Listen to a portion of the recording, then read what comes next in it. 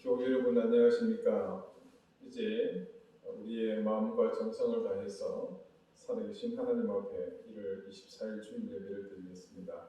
다 같이 자리에서 일어나 함께 우리의 마음을 다해 하나님 앞에 예배하겠습니다.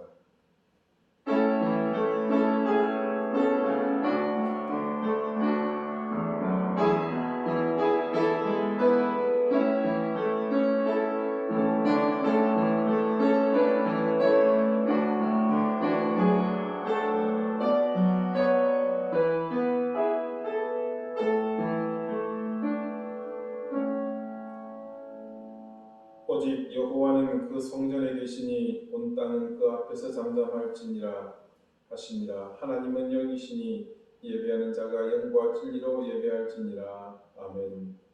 거룩하신 여호와 하나님께서 우리에게 베푸신 이 은혜의 시간에 주의 자녀된 우리가 기쁨과 소망을 담아 경배와 찬양을 하나님께 드립니다.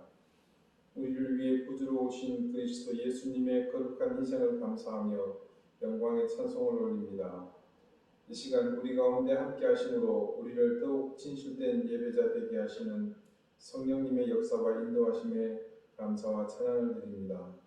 성부, 성자, 성령으로 하나 되신 우리 하나님께 세세토록 영광을 올려드리오니 기쁘게 받아 주옵소서.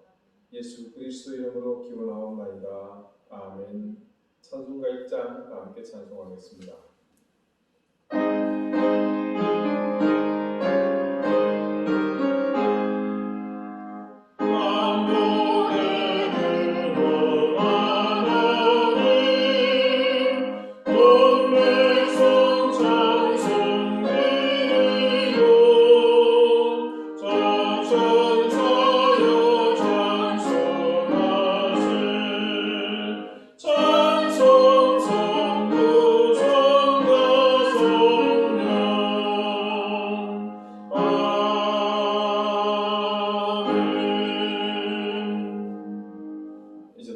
참회의 기도를 드리겠습니다. 하나님, 우리는 주님께서 베푸시는 은혜가 아니면 단 한순간도 홀로 살 수 없는 연약하고 불완전한 존재입니다.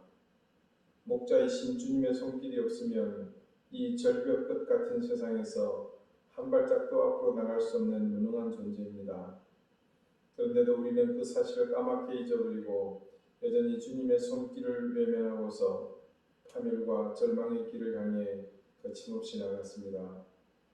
그 길이 형통해 보였고 평탄하며 넓어서 주저없이 달려갔습니다. 내가 할 수 있다는 자만에 빠져 악한 영의 유혹에 이끌려 주님이 계시지 않은 곳을 향해 내달렸습니다. 잠깐의 만족에 크게 기뻐했지만 그 기쁨은 잠시, 우리는 다시 더 큰 욕망을 이루기 위해 주님을 등지는 삶을 선택합니다.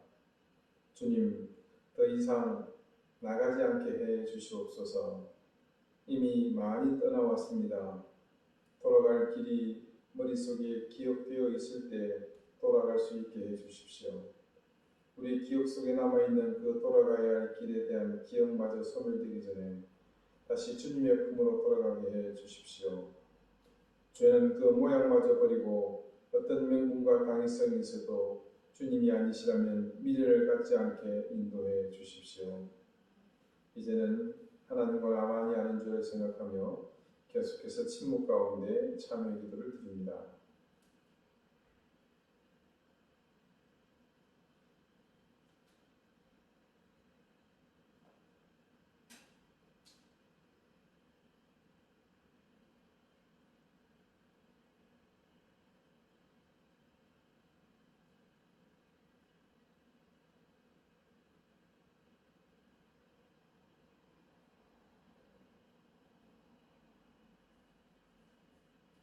하나님께서는 자신의 부끄러운 죄를 솔직하게 고백하는 사람들에게 말씀하십니다.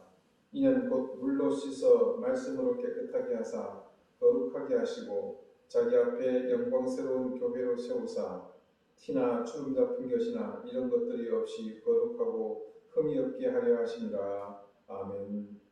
이제는 사도신경으로 우리의 신앙을 고백하오니 나는 전능하신 아버지 하나님 천지의 창조주를 믿습니다.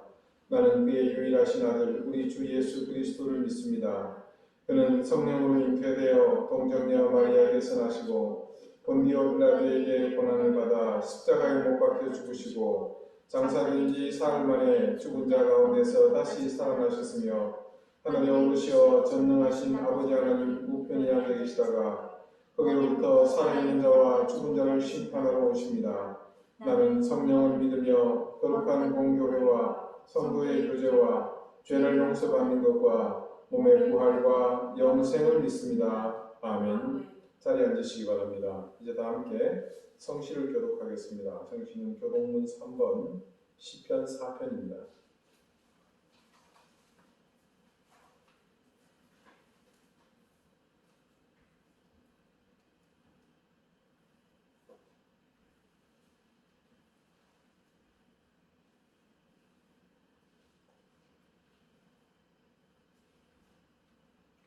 내 의의 하나님이여 내가 부를 때에 응답하소서. 곤란 중에 나를 너그럽게 하셨사오니 내게 은혜를 베푸사 나의 기도를 들으소서. 인생들아 어느 때까지 나의 영광을 받고 욕되게 하며 헛된 일을 좋아하고 거짓을 구하는가. 여호와께서 자기를 위하여 경건한 자를 택하신 줄 너희가 알지어다. 내가 그를 부를 때 여호와께서 들으시로다. 너희는 떨며 범죄하지 말지어다. 자리에 누워 심중에 말하고 잠잠할지어다.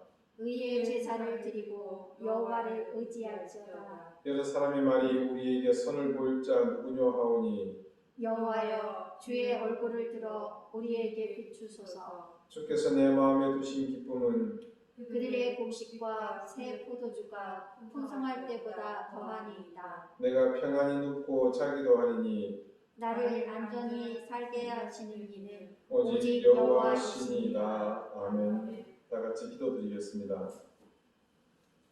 하나님, 위기가 지속되면서 조금씩 우리는 그 위협에서 무뎌져 갑니다.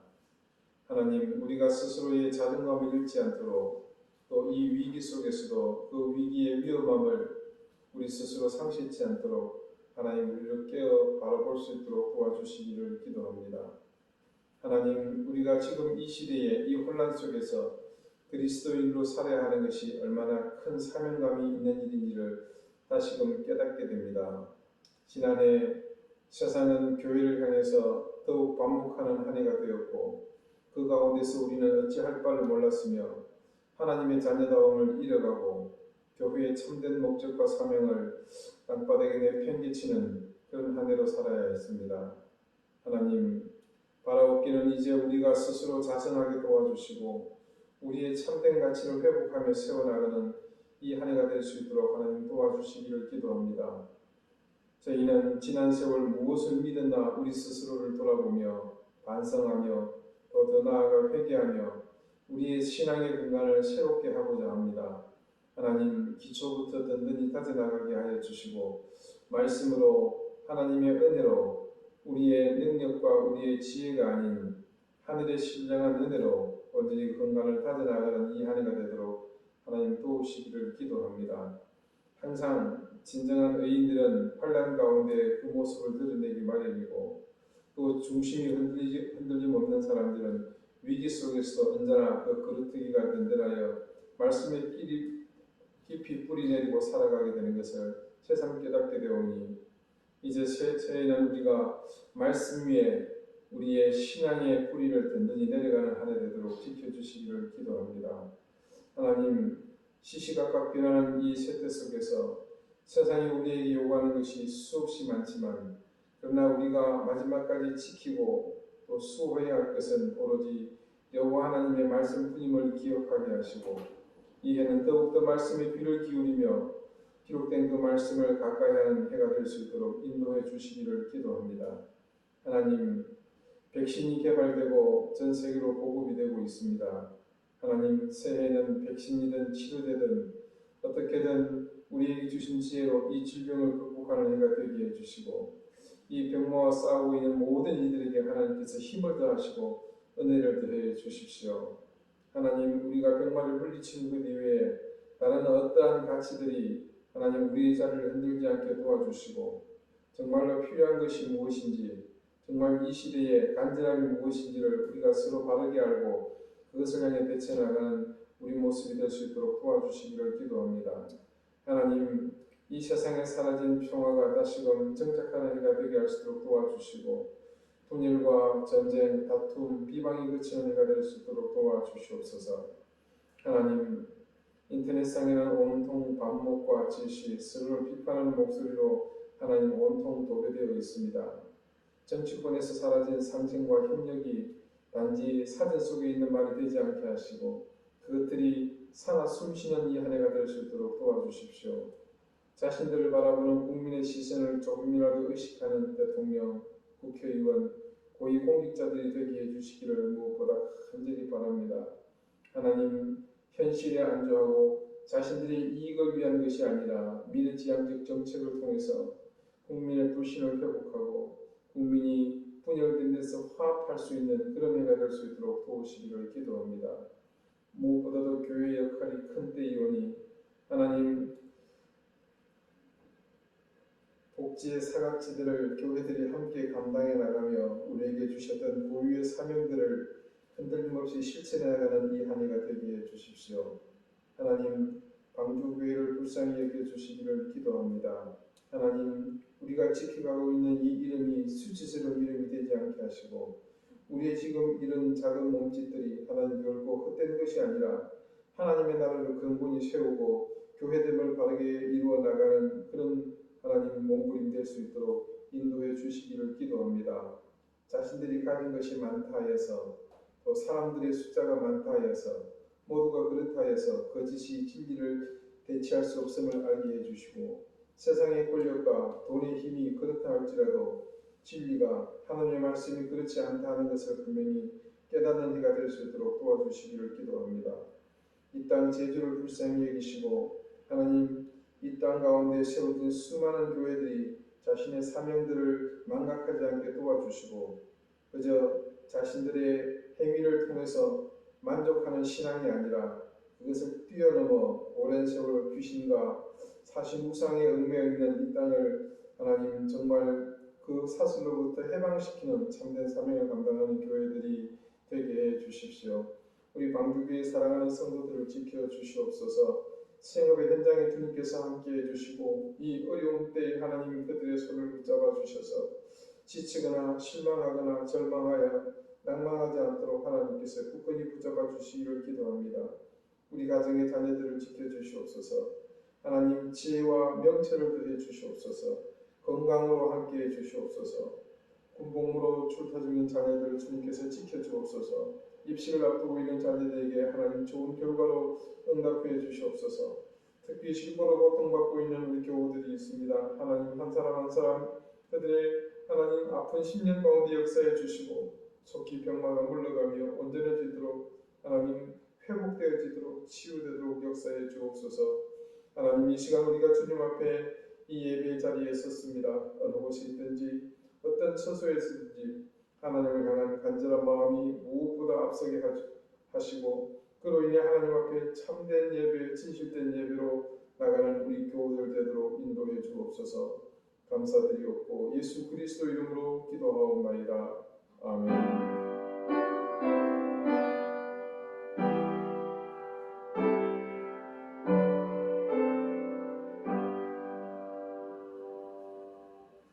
찬송가 20장 함께 찬송하겠습니다.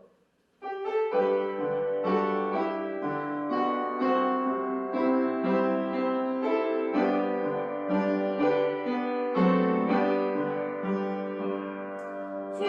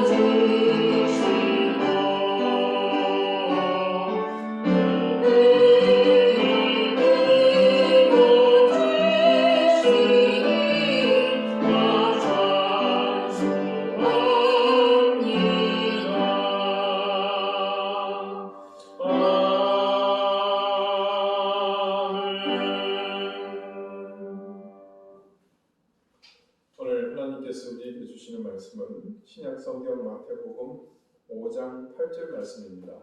신약 5쪽입니다.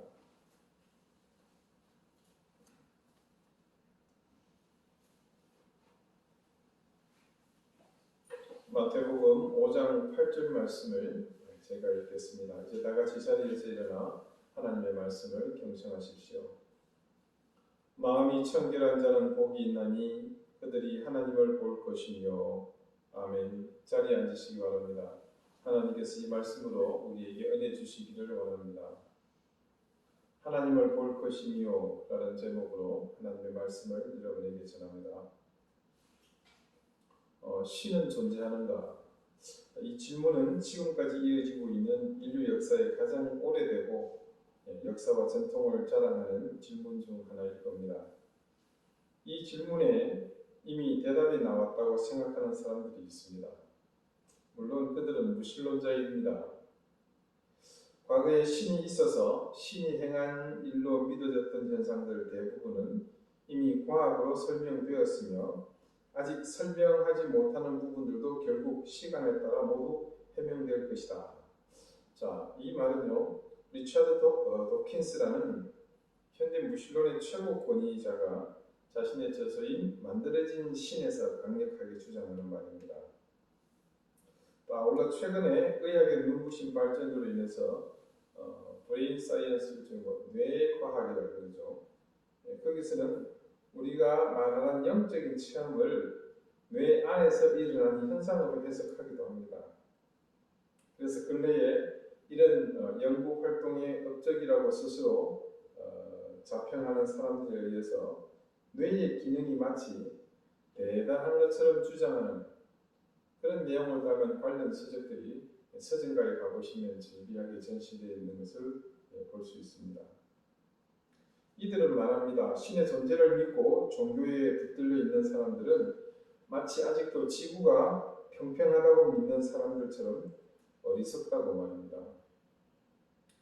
자, 그들의 주장대로 그런 주장이 정확하다면, 사실이라면, 그러면 과학자나 의사들은 모두 자기 학문 그리고 자기 전문 분야에 심취할수록 어떻게 될 것 같습니까? 당연히 무신론자여야 되지 않겠습니까?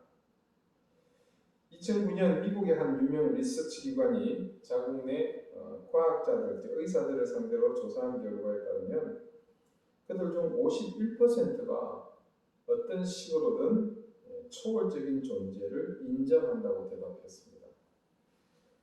과학과 신앙이 진리를 밝히는데 서로 기가 막힌 보완 관계에 있음을 나는 발견해 왔습니다.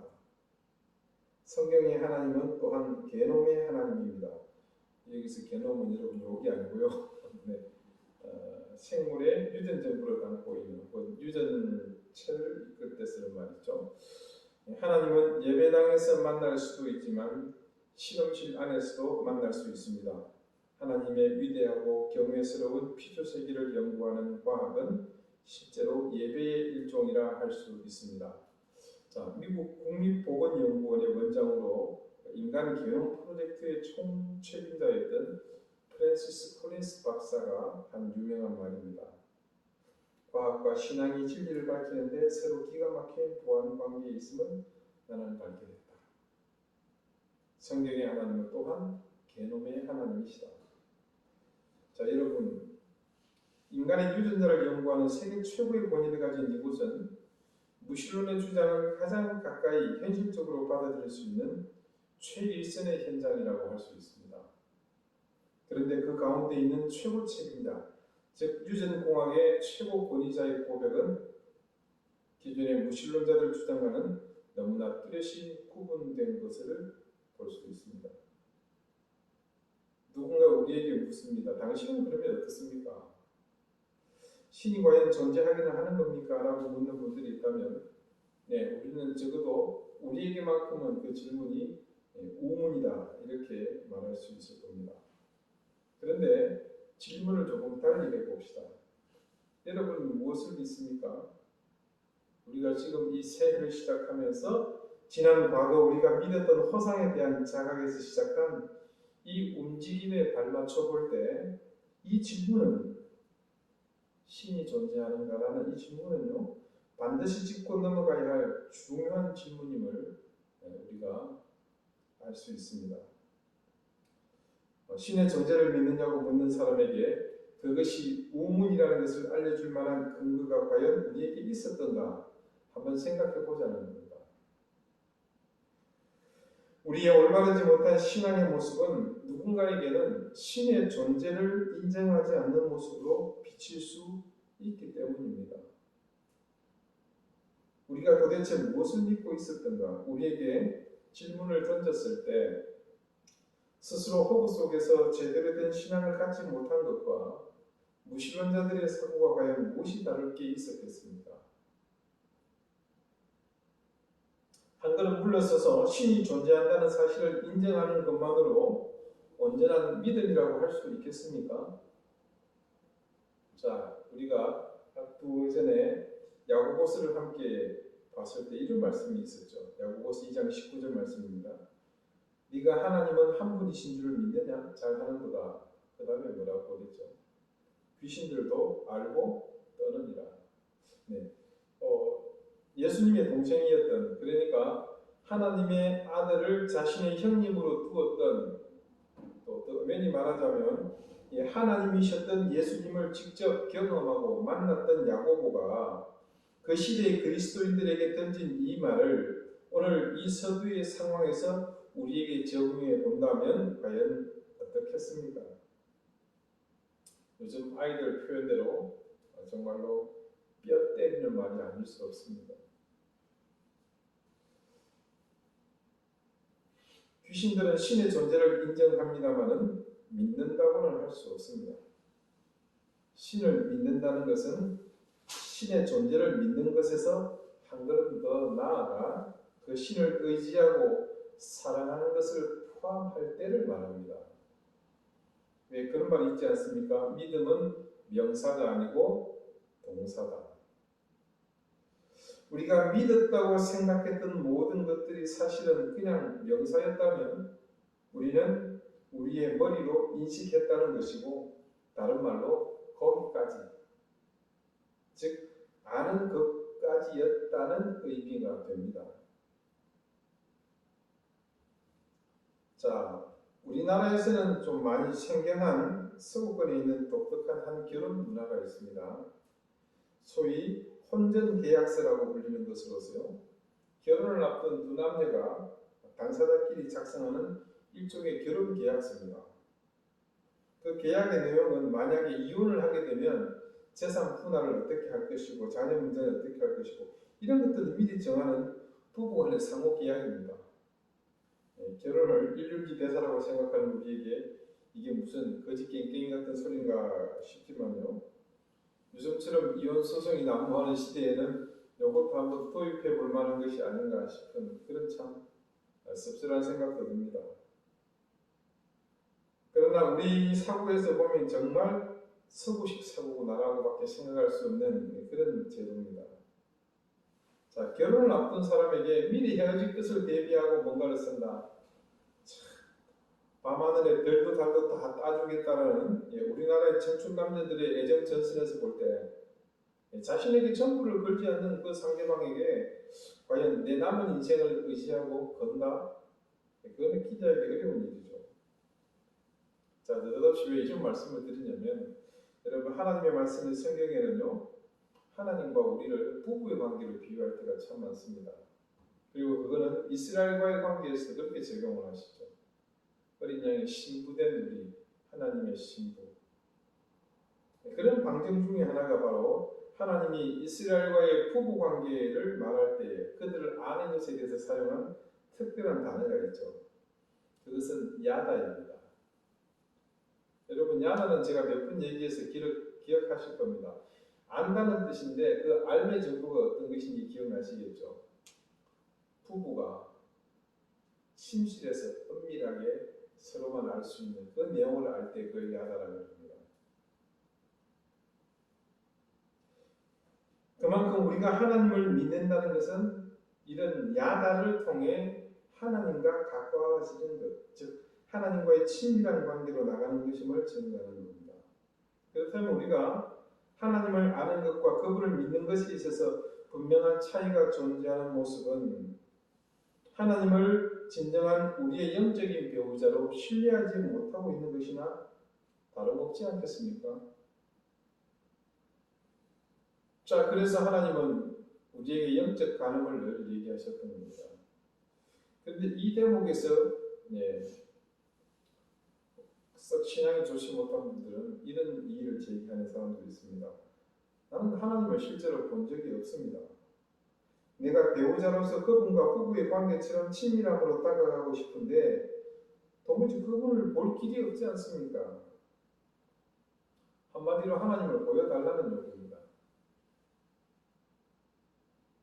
자, 여러분, 우리 새해에 우리가 지금 내걸고 있는 우리의 목표와 상당히 뭔가 밀접한 그런 질문이 아닐 수 없죠. 자, 언젠가 한 책에서 이런 내용의 이야기를 제가 본 적이 있습니다. 예수님이 공생애를 살고 계셨던 그 시대에 비디오 카메라가 있었다면 얼마나 좋았을까. 이 책이 1990년도 중반에 나온 거거든요. 그러니까 비디오 카메라라는 용어를 썼는데 아마 근래에 썼다면 핸드폰이 있었으면 얼마나 좋았을까 이렇게 얘기했겠죠. 네. 아무튼 이유인즉 왜 그러느냐. 이유는 간단합니다. 하나님이 어디 있느냐고 묻는 사람에게 이걸 찍은 영상을 보여주면 얼마나 좋겠냐는 겁니다. 전도하는데 예수님이 물리를 걸어오시거나 오병이어의 기적을 베푸는 영상 하나 딱 보여주면 상황 끝. 이렇게 되지 않겠냐는 말입니다. 사실 일리 있는 말입니다. 요즘같이 영상을 주로 사용하는 시대에 사실 우리가 하나님의 존재에 대해서 입으로 글로 아무리 설명해도 영상 한 편 보여주는 것만 못하지 않겠습니까? 그런데 우리가 한 가지 간과하고 있는 사실이 있습니다. 그런 장치가 없었지만 우리는 분명히 알고 있고 믿고 있다는 사실입니다. 왜 그게 가능했습니까? 자, 성경 속의 한 사건을 우리가 한번 떠올려 봅시다. 예수님이 갈릴리 바다에서 베드로를 처음 부르셨을 때를 한번 생각해 봅시다. 베드로가 갈릴리 바다에서 자신의 생업에 한창일 때 예수님이 찾아오셨습니다. 그리고는 느닷없이 자신에게 특정한 지역을 가르치며 그곳에 건물을 내리라고 하십니다. 그때는 이미 계속해서 연이어 하루 종일 허탕을 치고 밤새도록 허탕을 치고 또 치고 또 치고 거듭하여 치고 기진맥진해 있을 때입니다. 자, 그런 상황에서 갈릴리 주변에 사는 사람도 아니고 저기 나사렛에서 왔다라는 이 선생님의 제안은 그냥 헛소리에 불과했습니다. 어찌 보면 지금 그 상황은 예수님께서 실패한 그들을 위로하고 격려하실 그런 타이밍이지 무슨 작업 지시를 할 상황은 아닙니다. 한마디로 그 상황에 예수님의 지시는 딱 민폐, 그 이상도 이하도 아닙니다. 바다에서 물고기를 잡는 어부들은 다른 사람들의 말을 잘 듣지 않습니다. 오해하지 말고 들어주십시오. 흔히 뱃사람이라고 하면 우직하고 오랫동안 어업에 종사해온 사람들을 향한 호칭입니다. 그 안에는 자신의 소견이 뚜렷하고 요지부동한다라는 그런 이미지가 상당수 포함되어 있다고 봅니다. 왜 그렇겠습니까? 오랫동안 바다에서 일을 하다 보면 거기서 경험을 통해 체득된 자신의 데이터가 있고 그것을 믿고 그것에 따라서 일하기 때문이죠. 그런 사람에게 여기저기 고기가 있을 거라고 말하는 것은 사실 무리한 겁니다. 자, 예를 들면 가령 누군가 제게 와가지고 목사님 성경 어디를 좀 보세요. 거기 아주 은혜로운 말씀이 있는데 이번 주 그 말씀으로 하시면 교인들이 은혜 엄청 받을 겁니다. 라고 말하는 것과 같습니다. 저는 그분의 말을 듣지 않습니다. 당연합니다. 그러나 혹시 제가 졸업한 신학대학의 은사님이나 아니면 제가 평소 존경하는 어른 목사님이 오셔서 그렇게 말하면 그건 또 다른 문제입니다. 자, 다시 사건 속으로 들어가 봅시다. 사실 그 상황은 예수님이 뱃사람들에게 한 대 맞지 않은 것만 해도 다행한 일입니다. 그런데 베드로는 그 말에 토달지 않고 순종했고 그물을 다시 재정비해서 던집니다. 그렇게 주님의 말씀을 따른 결과는 놀라웠습니다. 거의 기적과 같은 일이 일어났습니다. 이때 그런 놀라운 경험을 한 뒤 베드로가 주님을 보고 한 말이 있습니다. 자, 누가복음 5장에 기록된 이 부분을 제가 잠깐 읽어드리겠습니다. 누가복음 5장 4절부터 8절입니다. 말씀을 마치시고 시몬에게 이르시되 깊은 데로 가서 그물을 내려 고기를 잡으라. 시몬이 대답하여 이르되 선생님, 우리들이 밤이 새도록 수고하였을 때 잡은 것이 없지만은 말씀에 의지하여 내가 그물을 내리리다 하고, 그렇게 하니 고기를 잡은 것이 심이 많아 그물이 찢어지는지라. 이에 다른 배에 있는 동무들에게 손짓하여 와서 도와달라 하니 그들이 와서 두 배의 체험에 잠기게 되었더라. 시몬 베드로가 이를 보고 예수의 무릎 아래에 엎드려 이르되 주여, 나를 떠나소서, 나는 죄인이로소이다 하니. 자, 예수님의 말씀과 그 결과를 경험한 베드로는 자신이 하나님을 보았다는 그 사실을 순간 깨달았습니다. 그래서 베드로가 마지막에 한 말은 이런 의미입니다. 내가 죄인인데 어찌 하나님을 본단 말인가. 자, 이것은 유대인이라면 누구나 정확하게 알고 있는 내용입니다. 뭡니까? 그들이 죄를 짓고 하나님을 만나면 죽는다는 거예요. 사실 그날 그 바닷가에 베드로만 있었습니까? 아닙니다. 베드로가 분명 다른 배에 있는 동무들에게 손짓했고 또 자기의 배에도 사람들이 있었습니다. 그들은 모두 와서 도우면서 그물이 찢어지는 이 놀라운 광경을 함께 보았습니다. 그들도 모두 예외 없이 베드로처럼 주님의 말씀과 놀라운 능력을 보았습니다. 어떻습니까?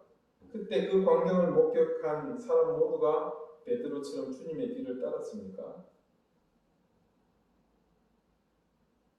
베드로를 제외한 나머지는 주님을 따랐다는 기록이 없습니다. 물론 일부 따랐을 수도 있었겠죠. 그렇지만 말씀은 그 사실을 기록하고 있지 않습니다. 어쩌면 이들 중에는 이 장면을 목격했음에도 불구하고 평생 하나님이 어디 있느냐고 외치는 사람도 있었을 것입니다. 문제는 자신을 드러내 보여주지 않는 하나님께 있는 것이 아니라 자신이 보고 싶은 것만, 믿고 싶은 것만 믿는 사람에게 있었습니다. 자신이 정한 그것밖에는 볼 줄 모르는 우리의 마음으로는 하나님을 볼 수 없습니다. 오늘 본문은 산상수훈 중 팔복에서 6번째에 해당하는 말입니다. 마음이 청결한 자는 복이 있나니 그들이 하나님을 볼 것이며. 자, 여러분, 놀랍게도 말씀은 이미 오래전 우리가 하나님을 볼 수 있는 여지에 대해서 이미 예수님의 말씀을 통해 이렇게 제시되어 있었습니다. 자, 여러분, 예배 전에 기원에서 말씀을 드렸습니다만 하나님은 영이십니다. 그래서 그분을 육안으로 보는 것은 불가능합니다. 따라서 영이신 하나님은 우리의 오감을 통해 보고 듣고 느낀 것을 마음으로 깨달음을 통해 보아야 하는 그런 대상이십니다. 그래서 우리의 마음이 청결해야만 그분을 볼 수 있습니다. 우리 속에 여러 가지 욕망에 의해 채워진 생각들이 혼재한다면 결코 하나님을 볼 수 없습니다. 자, 여기서 마음이 청결하다는 말은 깨끗한 상태, 즉 우리 내면에 다른 혼재된 생각 없이 오로지 하나님을 향해서 겸손히 겸비함으로 집중하는 그런 상태를 말합니다. 이게 원문에 있는 원문과 가까운 번역입니다. 그렇게 하나님을 향해 내가 정결한 마음으로 집중하게 되면 그때 우리는 하나님을 원껏 경험할 수 있다는 말입니다. 자, 성경 말씀은 이외에도 우리에게 마음을 다해 하나님께 집중하면 하나님의 존재가 느껴지는 길을 소개하고 있습니다. 자, 제일 먼저는요, 창조 세계를 통해서 하나님을 만날 수 있습니다. 여러분, 세계적인 거장들이 있죠. 화가나 건축가들. 우리가 그들의 생전에 본 적이 없습니다. 예, 피카소나 또 밀레나 마네, 또 뭐 고고 이런 사람들 생전에 본 적이 없죠. 근데 우리는 그들을 압니다. 어떻게 합니까? 그들이 남긴 작품을 통해서 알지 않습니까? 가령 피카소의 그림에는 피카소가 나타나지 않습니다. 그러나 그 작품을 제대로 보게 되면 그곳에 피카소의 사인이 있죠. 그게 보이는 겁니다. 우리가 사는 이 우주는 하나님의 작품입니다. 눈에 보이지 않는 미시한 미생물부터 시작해서 거대한 행성에 이르기까지 모든 것이 하나님의 작품입니다. 그 창조물을 자세히 들여다보면 그래서 그 가운데 하나님의 사인이 들어있는 것을 알게 됩니다. 로마서 1장이 이렇게 증거합니다. 창세로부터 그의 보이지 아니하는 것들 곧 그의 영원하신 능력과 신성이 그가 만드신 만물에 분명히 보여 알려졌나니 그러므로 그들이 핑계하지 못할지니라. 자, 로마서 1장 20절의 말씀인데요. 우리는 이처럼 피조 세계를 통해 그것을 만드신 하나님을 볼 수 있습니다. 두 번째는 성경 말씀을 통해서 하나님을 만나는 길이 있습니다. 자, 성경은 두 가지의 방식으로 우리에게 하나님의 존재를 증명합니다. 첫째는 하나님께서 과거 역사 현장 속에서 구체적으로 일하셨다는 그 역사하셨다는 사실입니다. 여러분, 우리는 성경 속에서 많은 인물들의 업적을 만나지 않습니까? 그들의 업적들이 기록된 내용들의 핵심은 뭡니까? 하나님과 관계된 일들이잖아요. 그들이 뭐 특별한 사람들이 아닙니다. 또 이상한 기록들을 볼 때 정신병자라서 그런 게 아닙니다. 왜 그랬습니까? 하나님을 그들이 직접 만나고 체험했기 때문에 그때 역사하신 하나님 때문에 그들이 느끼고 행한 행위들이 그대로 기록이 되어 있는 것이죠. 그리고 또 한 가지는 겸손하게 하나님을 향해 겸비하는 사람에게 지금도 그때처럼 역사하고 계신다는 사실을 보여주는 겁니다. 그래서 하나님을 만나고자 하는 간절한 마음으로 성경 말씀을 대하는 사람들은 예외 없이 하나님을 만나노라고 고백합니다. 세 번째, 하나님은 자신의 아들 예수 그리스도를 통해서 우리에게 자신을 보여주십니다. 예수님께서 이 땅에 오셨을 때에 벌써 한 달이 다 돼가네요. 한 달이 됐네요. 그분이 곧 자신임을 드러내는 이름을 주셨죠. 뭡니까? 임마누엘. 하나님께서 우리와 함께 하신다. 자, 그 하나님께서 육신을 입고 이 땅에 오셨죠. 우리 가운데 오셨습니까? 오셨습니다. 누구십니까? 예수 그리스도시잖아요. 자, 빌립아, 내가 이렇게 오래 너희와 함께 있으되 네가 나를 알지 못하느냐? 나를 본 자는 아버지를 보았거늘 어찌하여 아버지를 보이라 하느냐? 내가 아버지 안에 거하고 아버지는 내 안에 계신 것을 네가 믿지 아니하느냐? 자, 여기서 알다는 것은 경험하여 아는 것을 말하면서 또 본다는 것은 눈으로 보는 것보다도 마음으로 보는 것을 의미합니다. 그래서 이 제자들이 보고 들은 것 그리고 예수님을 따라다니는 그 동안에 보고 경험한 모든 것은 즉 뭐나 현존하시는 능력 바로 하나님이었던 것이죠. 그리고 성경 말씀은 그런 예수님의 행적을 우리에게 분명하게 증언하므로 그분을 통해 하나님이 우리에게 오셨음을 분명하게 보여주셨습니다.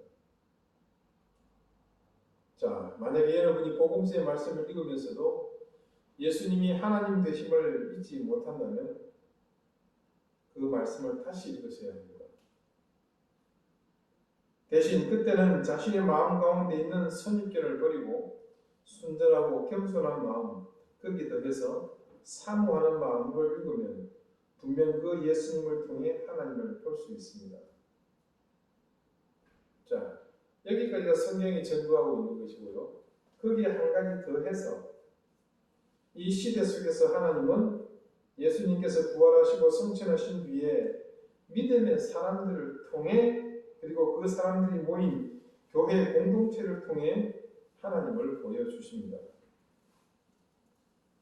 이것은 바로 우리가 서로에게 지금 하나님을 보여주고 살고 있다는 그 말을 의미하는 겁니다.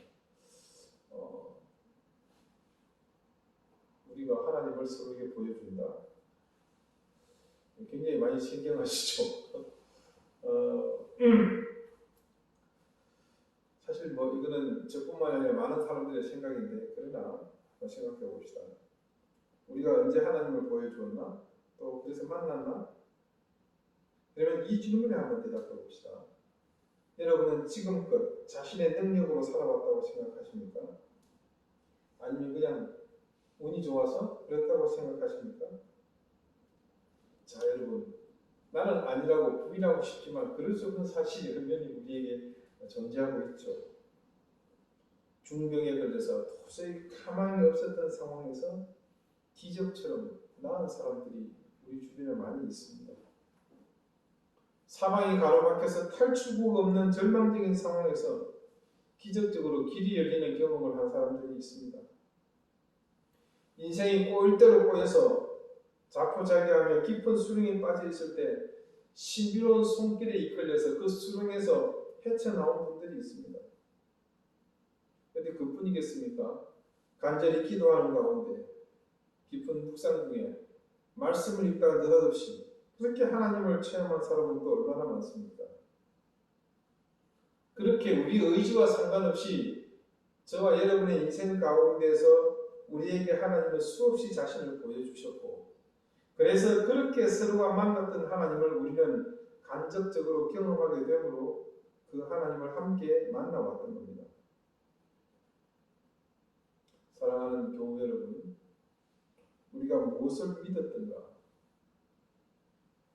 우리를 스스로 자책하는 이 질문을 던지게 된 근본에 우리 가운데 역사하신 하나님을 제대로 만나지 못한 것이 정말 중요한 이유로 자리 잡고 있음을 깨달으십시다. 우리의 생각이 하나님을 향해 집중하지 못했기에 우리는 우리가 가지고 있는 판단의 도구로만 하나님을 생각하고 경험하려 했습니다. 그래서 어땠습니까? 그 결과는 참담했습니다. 도무지 우리의 도구로는 단 한 번도 하나님을 볼 수도 없을 뿐더러 경험할 수도 없었기 때문입니다. 그러나 하나님은 늘 우리와 함께 하시며 자신을 보여주셨습니다. 그렇지만 우리는 늘 특별한 사건이나 내가 기대하는 현장, 또 시간, 상황 속에서만 보려 했기 때문에 그곳에 계시지만 여전히 하나님을 볼 수 없었을 뿐입니다. 세차게 태풍처럼 바람이 불어야만 바람의 존재를 알 수 있는 것이 아니지 않습니까? 구름에 가려 있지만 한낮의 하늘에는 분명 태양이 비치고 있습니다. 볼 수 없지만 우리가 호흡하는 공기는 여전히 실제합니다. 내게 불행한 일이 일어나고 그래서 건강이 상하고 애써 모은 재산이 다 날아가고 삶의 기반이 모두 무너져 버렸지만 그 순간에도 하나님은 여전히 우리 곁에서 우리에게 자신을 보여주십니다. 지난주 말씀에서 우리가 부인할 수 없는 시인의 고백을 보았듯이 하나님은 언제나 그렇게 함께 하셨습니다. 이제 여러분, 우리가 함께 고백해야 할 중요한 또 한 가지의 사실을 명심합시다. 그것은 우리가 무엇을 믿어야 할 것인가? 이 새로운 해의 서두에 시작된 물음에 대한 또 다른 구체적인 실천이기도 합니다. 우리의 마음을 청결하게 함으로, 다른 말로 집중함으로 하나님을 봅시다. 그분의 창조세계, 이 세상을 통해서 하나님을 봅시다. 우리는 육지의 다른 사람들에 비해 이 문제를 조금 더 무겁게 받아들여야 하지 않겠습니까? 이 아름다운 제주의 삶에서 말입니다. 그리고 말씀을 매일 묵상하며 기록된 하나님의 말씀으로 그분을 구체적으로 만나도록 합시다. 기도 가운데, 묵상 가운데, 그 말씀 속에서 주님의 사랑과 우리를 위한 대속의 희생을 통해 우리를 사랑하시기 위해 오신 그 하나님을 봅시다. 마지막으로 여러분 각자의 삶의 현장을 지배하고 계신 하나님, 나를 변화시키시고 성숙하게 만드시며 구원의 길로 인도하시는 그 하나님을 피차 보며 또 피차 보여주며 서로에게 역사하시는 그 하나님을 봅시다. 그렇게 하나님을 보려고 애쓰고 노력하는 우리를 통해 하나님은 이제 구체적으로 우리가 부인할 수 없도록 강력하게 당신을 드러내 보여주실 것입니다. 그렇게 함으로 우리는 이 새해에 우리에게 나타나신 그 하나님을 바라봄으로 무엇을 믿을 것인지 분명하게 확신하게 될 것이고, 그런 우리를 통해 현존하고 있는 이 위기는 새로운 기회로 분명 도약하는 계기가 될 것입니다. 기도드리시겠습니다. 오늘도 여러 가지 모습으로 우리에게 자신을 보여주시는 하나님, 내가 가진 도구로 보려고 할 때 하나님은 어디에도 계시지 않았습니다. 이제 우리의 헛된 욕망으로 만들어진 모든 도구는 내려놓게 하시고 오늘 말씀을 통해 깨닫게 하셨듯이 하나님 만드신 피조세계를 통해 성경 말씀을 통해 그 말씀 속에서 우리에게 보여주신 예수 그리스도의 삶을 통해 그리고 우리 가운데 각자의 인생을 붙들고 계신 다양한 모습으로 역사하시는 그 하나님을 구체적으로 보게 해 주십시오. 그리고 우리가 본 그 하나님을 통해 구체적으로 새해에 무엇을 믿어야 할지 확신하며 기울어지고 무너지고 찢어지고 허물어진 우리 삶의 자리, 우리 신앙의 근간, 은혜와 복음의 그 자리를 회복해 나가는 우리 되게 해 주십시오. 예수 그리스도 이름으로 기도드립니다. 아멘. 427장 함께 찬송하겠습니다.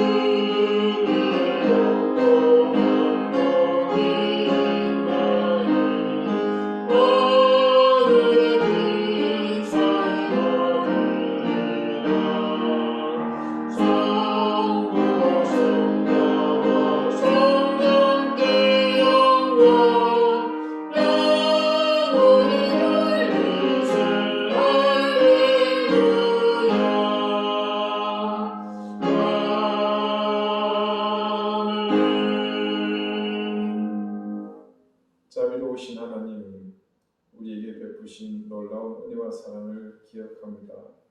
또 그것을 잊지 않겠습니다. 그 마음과 생각을 담아 이제 하나님 앞에 이 작은 것을 구별하여 드리오니 기쁘게 받아 주옵소서. 하늘의 신령한 복과 땅의 기름진 복을 넘치게 더하시고 그 드린 손길이 언제나 큰 기쁨과 소망의 삶이 끊임없이 이어지게 해 주옵소서. 세급의 복을 주시고 자녀들의 길이 형통하게 하시며 그 가정에 언제나 평강이 있게 하시고 질고가 머물지 않게 하시며 하나님 주시는 하늘의 산소망이 늘 가득 채워지게 하옵소서. 감사드리며 예수 그리스도 이름으로 봉헌 기도드립니다. 아멘. 교회 소식 알려드리겠습니다. 비대면 예배는 일단은 다음 주까지 하는 것으로 그렇게 잠정 결론을 짓겠습니다. 제주가 작년에 비해서 지금 확진자가 비교도 안 될 만큼 많이 생기고 있는 상황인데 그래서 실제로 제주 시내에 있는 교회들은 계속해서 관에서 점검이 나오고 있습니다. 저희는 좀 외지에 있어서 좀 그렇긴 한데 아무튼 추이를 봐가면서 또 예배는 조정을 하도록 그렇게 하겠습니다.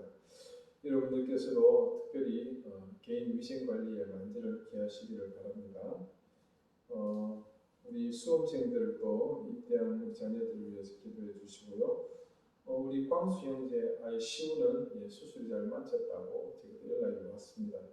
계속해서 기도해 주시고 또 함께 해주신 여러분에게 대신에 제가 감사 인사를 드립니다. 자, 이제 다 같이 자리에서 일어나셔서 앞뒤에 계신 분들과 다정하게 주변에 계신 분들과 인사를 나누시겠습니다. 찬송가 54장 함께 찬송하겠습니다.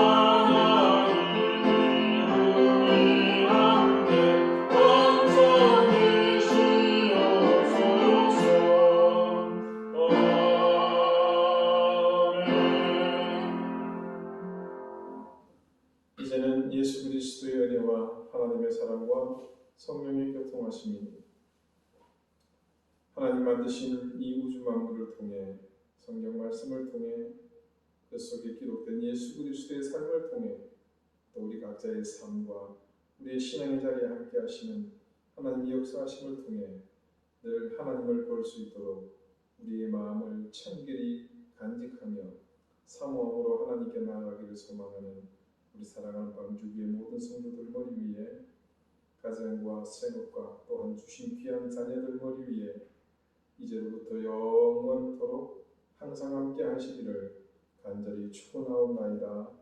아멘.